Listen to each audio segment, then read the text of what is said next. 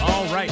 First question comes from Anonymous. Great name, from one of our Facebook groups. And they ask, what does everyone do for health insurance? Do you go through a third party? If so, which one? Or do you just use the insurance your travel company provides?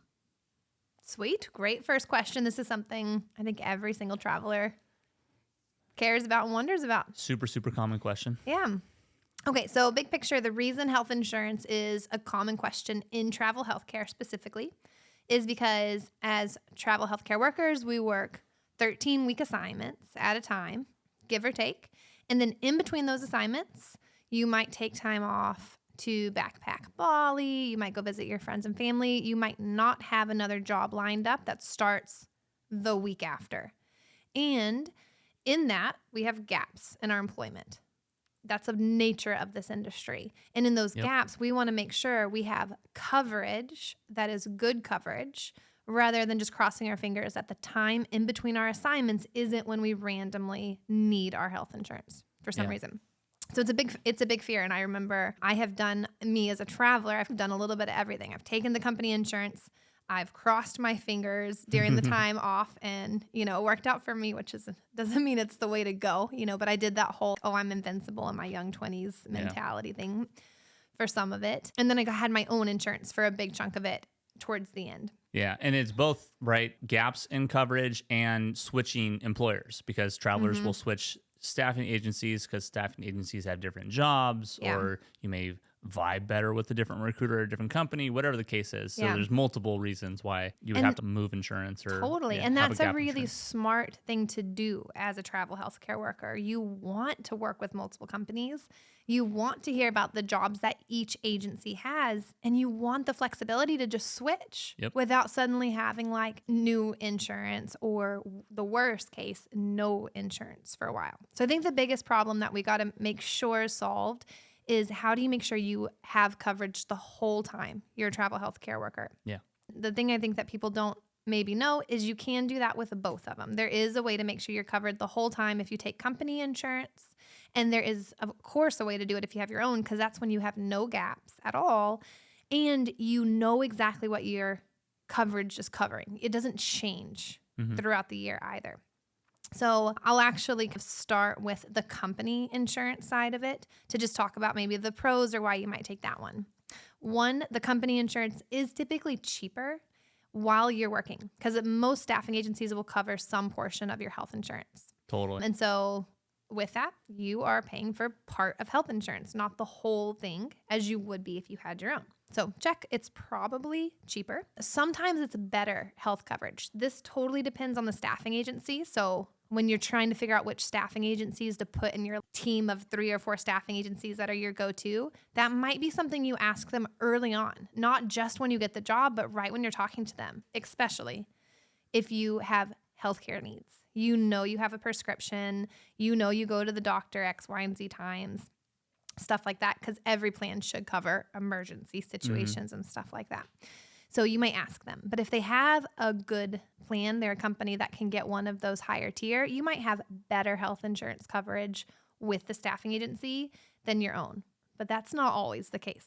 Sometimes it's the flip. So you got to look at that. Kind of side note there, bigger companies have what's called economy of scale. They have a ton of employees, and the health insurance companies love that. So they have access to things like Blue Cross Blue Shield, where those insurance companies will not even allow a small staffing agency to get in the door. They cannot use that. So they kind of have to find other health insurance until they get big enough. And then the bigger companies also pay less. They're like, great, you're giving us 500 or 1,000 travelers at a time.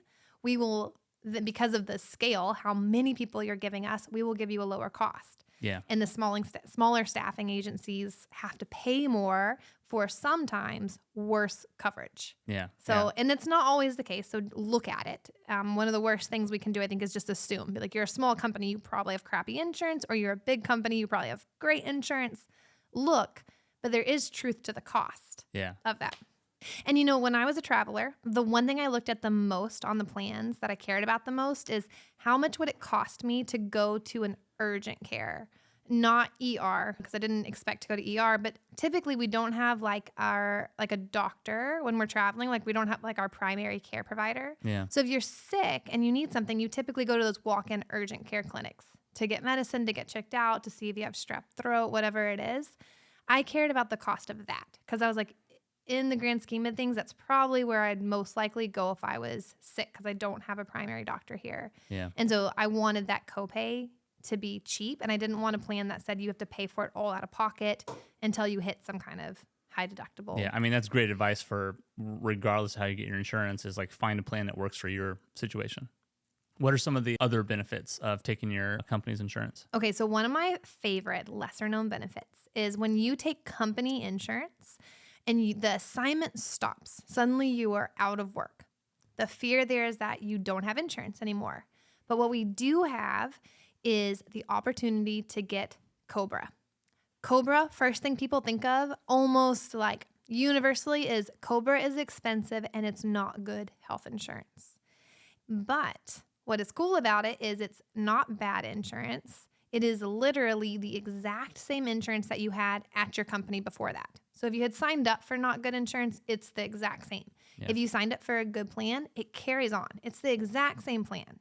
Now, the reason that it feels expensive is because you're suddenly paying for 100% of the plan, not just the portion that you were paying and the staffing agency was paying the other portion. You pay all of it plus 1%. They do charge a 1% fee. So it feels expensive, but it's really just the cost of a whole plan, whatever plan you signed up for. But the good part is this. COBRA is retroactive. So let's say you stop an assignment, you will have 60 days. And this is the research as of right now, looking it up on the COBRA site. Please do your own research and don't just go off this podcast if you're counting on this. But this is what the COBRA website said when we looked up earlier. There is 60 days that you can pretty much have COBRA in your back pocket without paying for it. Meaning, let's say something happened and you ended up in the hospital and you realized, oh my gosh, I need my insurance. I wish I had it. You can sign up for COBRA after you're already in the hospital, as long as you're still in that 60 days. Cool. And then you'll pay for it and it'll be retroactive. It'll start back when the gap started. But then if nothing ever happened, you never had to have signed up for it.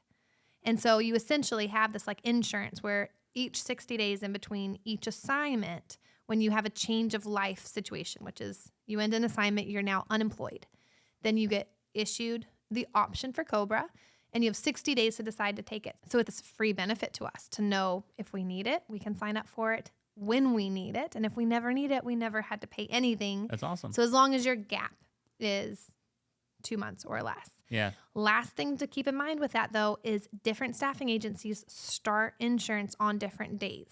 So some staffing agencies will start on the first day of your assignment. That's the best case scenario. Some will start the first of the month after you start your assignment.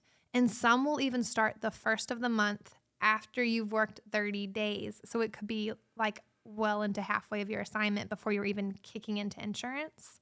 And so those are the scariest, because then it depends how big your gap was if you're still in those 60 days. We did some staffing for outpatient PT, and we had insurance that we offered the travelers. You don't really know it till you're actually doing it, but our start dates as travelers change all the time.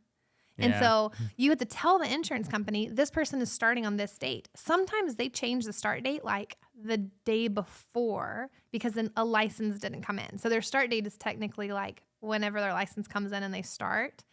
And we had one traveler that like the start date was pushed out, the start date was pushed out, the start date was pushed out, and insurance still started them. So we had to start paying for this insurance before the person's ever worked. Yes. And the insurance company was like, hey, you can start them whenever you want. It's totally flexible. But the fine print was, even if we started them on the 29th of a month, we had to pay for that whole month before. Crazy. Not just prorated 2 days. So now we're paying this huge extra amount that the traveler doesn't see. And then this traveler ended up never, ever starting. She just took another job somewhere else and never worked. So we paid for like 2 months insurance, which is very expensive. Yeah. So I think there is risk on the agency side that we don't really think about or see. Yeah. That, when we started staffing, we're like, oh my God, this sucks. Yeah. And the insurance company would be like, we'll start them the first of the month, make them show that they're going to start work before they do it. And I'm like, okay, I get it. Like it costs a lot when someone doesn't end up showing up. Yeah.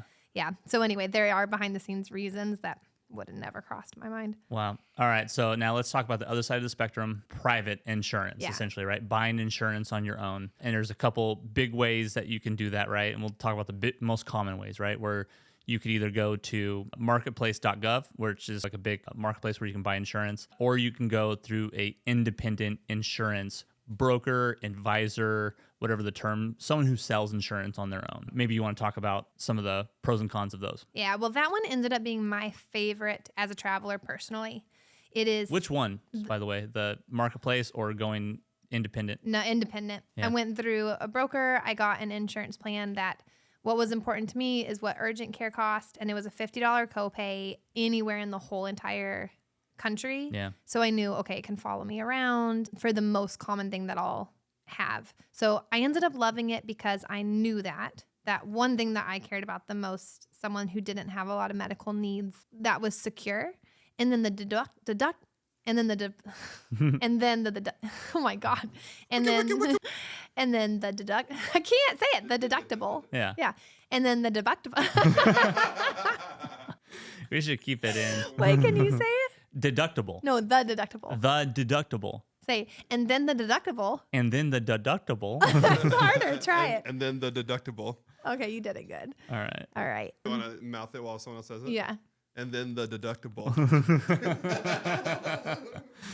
Then the good news is the deductible will carry over. So if you started paying on it, you can continue to do it throughout the year. Yeah. Versus staffing agencies, if you switch staffing agencies, your deductible starts over. You lose all the...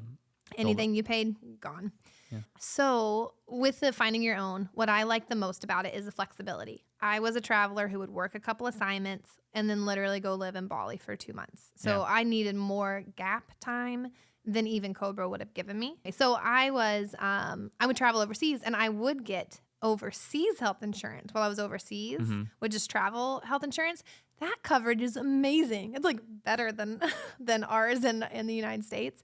And it's really cheap. So I would have my own travel insurance on top of my, United States insurance too. But I, because I was such a flexible traveler, work a little bit, probably take at least as much time off as I was working. Yeah. Having my own personal insurance was for sure the way to go. So I think it's better for predictability, what's going to be covered. It's better for simplicity. You have health insurance, you just pay on it, and then you have health insurance for the whole year. You don't have to worry about Cobra paperwork or did the Cobra rules change or what's my insurance going to be, in a few months. I have to find a job or my gap will run out. You don't have to worry about any of that. And I found it not as expensive as I expected, which doesn't mean it's cheap. But I think the rule of thumb that they gave me is whatever your age is, you can add a 0 to that. And that is more or less how much it will cost you per month because it matters. Your age matters. There's a bunch of contributing factors to what you're... Of course there is. But that's like the roundabout. And that ended up being true for me. The flexibility is what I've seen, at least with our travelers, one of the biggest selling points of taking private insurance. When you switch agencies, you will typically make quite a bit more money throughout the year than if you just stay with one because you have the ability to hear about other jobs in a region. You have the ability to compare pay packages for the same job and pick which agency you're going to go with for that assignment. And so with that, you will probably make more money by doing it that way. And then it might, come out because you have your own insurance and you can switch around and stuff, come out on top. Where if you did the math of like just staying with one agency, one insurance, even though they're paying for a piece of it, you could ultimately make more money if you're just looking at how much you made throughout the year. If you switch around and just have that insurance. 100%. And then I think the last thing I'll say about this question is kind of the how-to. So how to get insurance with your staffing agency. They'll provide you with the options before you start. They'll provide you with, it's pretty much just a form. You pick the one you want and you sign off on it and it starts whenever their program starts. And then for private, you have those two different options. The marketplace you can get on your own or through a broker. It doesn't cost you more either way. The broker or agent will walk you through the plans and you pick the one you want, or you can go on the website. The cost will be the same. Those, when I looked at those I think are okay if you're staying in one state for a long time because they don't have unless that's changed very recently, they did not have good nationwide plans, or maybe none, so then you would have to keep switching insurance for this state and then this state and then this state. And so I didn't think the marketplace was ideal for our lifestyle. Yeah. And then the agents or brokers, whatever you call them, they also had the private insurance, which you're talking about. So private, I guess, could be either the marketplace or like private insurance. I don't know what else you call that. And those are plans that you can just sign up for as an individual that are not on the marketplace. So typically the marketplace is best if you're staying in one state for a long time. Otherwise, I would probably veer towards the private insurance. Great question. Super common one. And I'm glad we can get the answer on the podcast. Thank you, Anonymous. Thank you, Anonymous. Love you, Anonymous. Nice to meet you, hello. Never been here before, but I feel like I'm home. Yeah, yeah, yeah, yeah. Put my feet on the road, meet me over the coast. We got places to go. Yeah, yeah, yeah.